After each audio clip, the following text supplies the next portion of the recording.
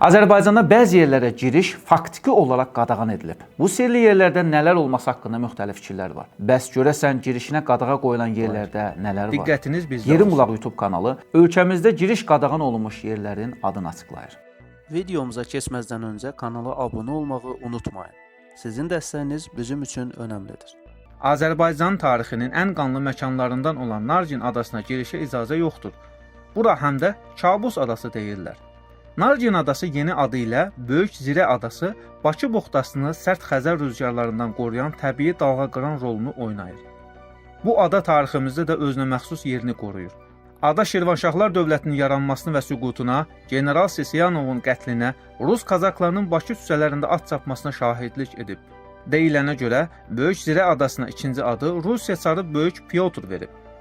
Birinci Dünya müharibəsi dövründə əsir düşən əsgər və zabitlər bura sürgün edilib və güllələnib. SSR-nin repressiya dönəmində onlarla soydaşımız bura sürgün edilib. Hətta görkəmli şairimiz Mikayıl Müşfiqin də bu adada güllələndiyi və nəşinin dənizə atıldığı qeyd edilir. Həmçinin bildirilir ki, burada əsirlərə dəhşətli işgəncələr verilib. Kimsəsiz uşaqlar toplu halda dənizə atılıblar. 1917-ci ildə Nəriman Nərimanov adaya baş çəkir. O xatirələrində yazır ki, adada hər gün vəba və digər xəstəliklərdən 40-45 nəfər ölür. Bəs dövlət niyə həmin adaya girişə qadağa qoyub? Bu gün Böyük Zirə adası Azərbaycan Hərbi Dəniz Qüvvələrinin nəzarəti altındadır. Bakı buxtasına girişə buradan nəzarət edilir. Nargin adasına giriş bütün vətəndaşlar üçün bağlıdır. Amma bir çoxları bunu başa düşmür. Hərbçilər isə balıq ovçularını, macəra əvəzkarlarını tez-tez adadan qovmaq məcburiyyətində qalırlar. Adadakı daşlarda və qayalarda o illərə aid bir sıra xatirələr qalıb. Əsirlər daşlara və qayalara doğulduqları yerlərin adı ilə yanaşı öz adlarını da cızıblar. Ada Bakının hava hücumundan müdafiə bazasına çevrildikdən sonra da bu abidələr öz varlığını tarixin canlı şahidi kimi qorumaqda davam edir. Yeraltı daxma və qazamatlar beton istehkamlara çevrilib ki, aviasiya bombalarının zərbələrinə tab gətirsin. Amma zaman öz işini görüb. İndi adada nə vaxtsa keçilməz sayılan istehkamların dağıntıları qalır. Tədqiqatçılar bildirirlər ki, Abşeronu, Bakını, Sumqayıtı qorumaq üçün çox mühüm strateji mövqedir. Silov adası. Silov adası Abşeron yarımadasından 25 km, Bakı şəhərindən isə 100 km aralıda yerləşir. Məlumata görə adanın uzunluğu 4.5, eni isə 3.3 kilometrdir. Adaya sərbəst giriş qadağan edilib. Rus admiralı Mark Voyzonich Xəzər dənizinə 1781-ci ildə etdiyi ekspedisiya zamanı adada olub. 1950-ci illərdə adada hava hücumundan müdafiə hərbi hissəsi yerləşirdi. Buradan Bakının şərq hissəsindən hava hücumundan müdafiəsi təşkil edilirdi.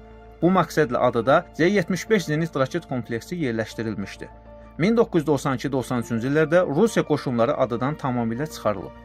Silov adasının özünün gəzməli yerləri var. Burada insanlar arasında Urnus deyilən yer var.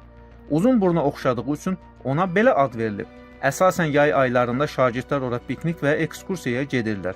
Burada həmçinin tarixi 1800-cü ilə qədər çatan mayak var. Oranı da görmək şagirdlər üçün maraqlıdır.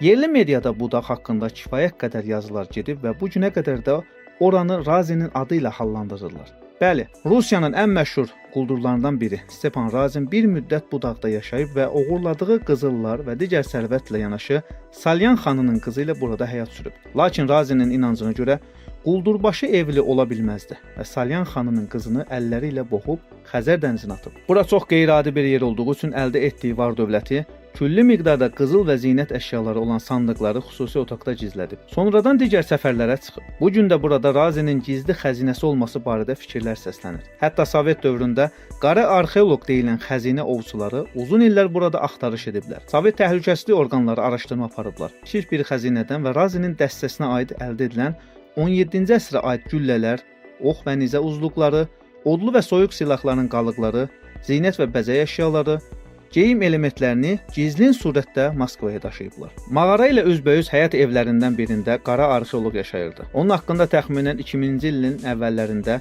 Zerkalo qəzetində məqalə dərc olunmuşdu. Aşkarladığı ox uzlarını və tuneldə tapdığı metal hissələrini göstərdi. Qəfildən yoxa çıxdı. Sonra məlum oldu ki, Rusiyaya köçüb. İndi isə ətraflı. Bu dağın adı qədim qaynaqlarda və əlyazmalarda Kühül dağları kimi keçir. Bu dağın üzərində bürclü qala olub və oradan Mərdəkan qalasına, İçəri şəhərə və Bakının bir çox yerinə yeraltı yol varmış. Bu barədə məlumat Rus yazıçısı və səyyahı Pavel Ivanoviç Ogordnikovun 1878-ci ildə nəşr edilən Persiya və onun Xəzəryanı vilayətlərində gedən yolda kitabında yer alıb. Hətta inandırıcı olmasa da, bəzi qaynaqlar Qara dənizə gedən yolun olduğunu iddia edirlər. İndiki salamat qalan mağara isə əslində dekorativ bir formadır. Orijinal mağaradan birbaşa Xəzər dənizinə və yuxarıda qeyd etdiyim kimi bir neçə yerə çıxış vardı. Deyirlər ki, Makedoniyalı İskəndər də bu mağaranın yeraltı keçidindən keçib vaxtilə. Əfsanələr çoxdur. Tarixi məlumatlara görə isə Çar Rusiyasında quldur Stepan Razin hələ 1667-ci ildə Xəzər dənizi vasitəsilə Abşerona gəlmiş. Burada dağdakı mağarada düşərgə salaraq soyğunçuluq və qarət məqsədi ilə ətraf kəndlərə basqınlar etmişdi. Əfsanələrə görə mağaranın bütün Abşeron yarımadasında geniş yeraltı keçid şəbəkəsi olması Stepan Razinə gözlənilmədən müxtəlif yerlərdə peyda olmağa və hətta Bakıdan qoşunların gəlməsinə qədər gözlənilmədən yoxa çıxmasına imkan verirdi. Razinin öldürülməsindən sonra onun xəzinəsini tapmaq üçün bir çox insan mağaranı axtarmağa başlayır. Hətta Sovetlər Azərbaycanda hakimiyyət qurandan sonra Azərbaycan Kommunist Partiyası Mərkəzi Komitəsinin rəhbəri olmuş Sergey Kirov görüşlərini bura salırdı ki, kimsə mağaraya yaxın dura bilməsin. Qızıl axtaranlar dəfələrlə mağaraya daxil olublar. Bəziləri sonradan ölü halda tapılıb.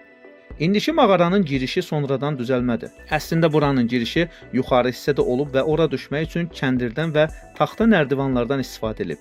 Azərbaycanda 1930-cu illərdə Razinin xəzinəsini tapmaq üçün xüsusi ekspedisiyada ayrılır. Bu keçidlə getməyə çalışırlar.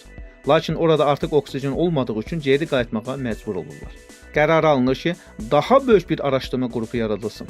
Deyilənə görə təhlükəsizlik xidmətinin əməkdaşları Bomuj qismində burada qalırdılar ki, kimsə ora gələndə dərhal xəbərlər olsun. Sonra 2-ci Dünya müharibəsi başlanır və mağarada zenit silahı quraşdırılır. Bunu etmək üçün mağaranın girişini daha böyük və hündür etmək lazım idi ki, silahı içəriyə yuvarlamaq daha rahat olsun. Buna görə də hazırki mağaranın girişi yaradılır. Müharibədən sonra axtarışlar yenidən aparılır.